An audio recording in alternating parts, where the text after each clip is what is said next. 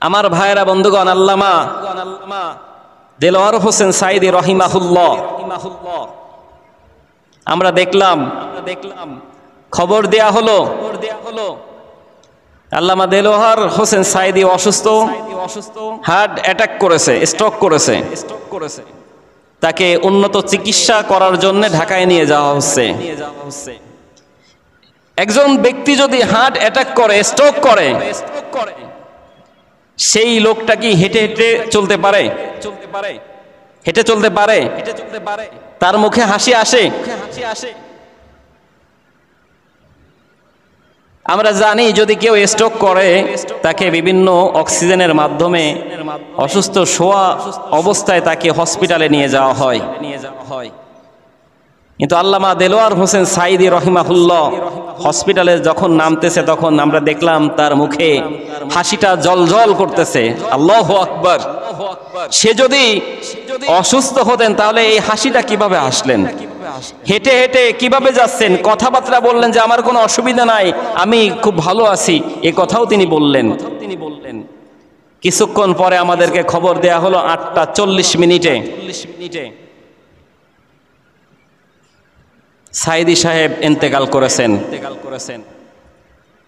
সিন্দাবাদের দত্তর মতো হয়ে গেল না?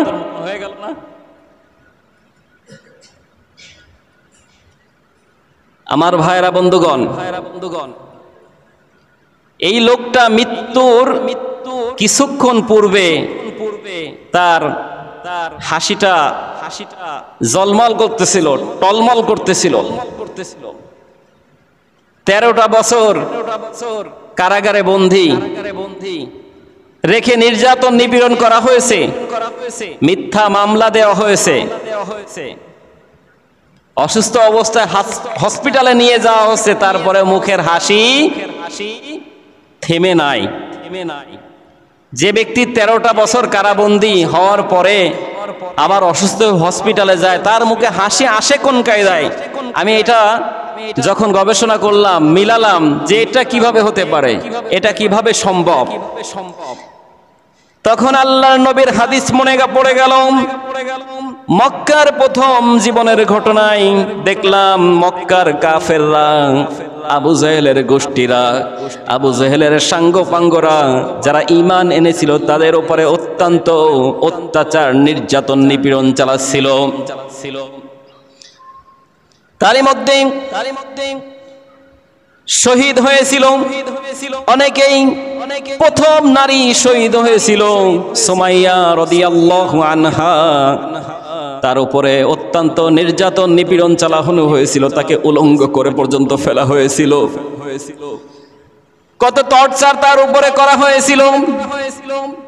এই দৃশ্য দেখে আমার নবী, প্রিয় নবী মুহাম্মদুর রাসূলুল্লাহ সাল্লাল্লাহু আলাইহি ওয়াসাল্লাম দেখে বলছে, সুমাইয়া রে, তুমি কষ্ট পেও না, ভয় পেও না। আল্লাহ পাক রব্বুল আলামিন তোমার জন্য এই কষ্টের কারণে, এই পরিশ্রম করার কারণে, এই নির্যাতিত হওয়ার কারণে আল্লাহ তাআলা তোমার জন্য জান্নাতকে ওয়াজিব করে দিয়েছেন। সুবহানাল্লাহ। সুমাইয়া রাদিয়াল্লাহু আনহা ডেকে বললেন, ওগো আল্লাহর নবী, আপনি কোন জান্নাতের কথা আপনি আমাকে বলেন, কোন জান্নাতের কথা আপনি বলেন?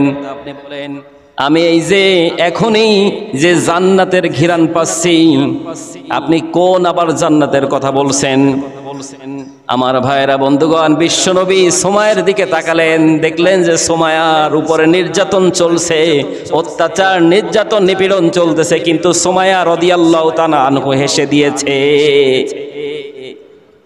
আমার ভাইয়েরা বন্ধুগণ, আমার তো মনে হয় খুব সম্ভব আল্লামা সাঈদী রহিমাহুল্লাহ মনে হয় যে এই জান্নাতের সুঘ্রাণ পেয়েছেন, না হলে 13টা বছর নির্যাতন, নিপীড়িত হওয়ার পরে কিভাবে তিনি হাসতে পারেন?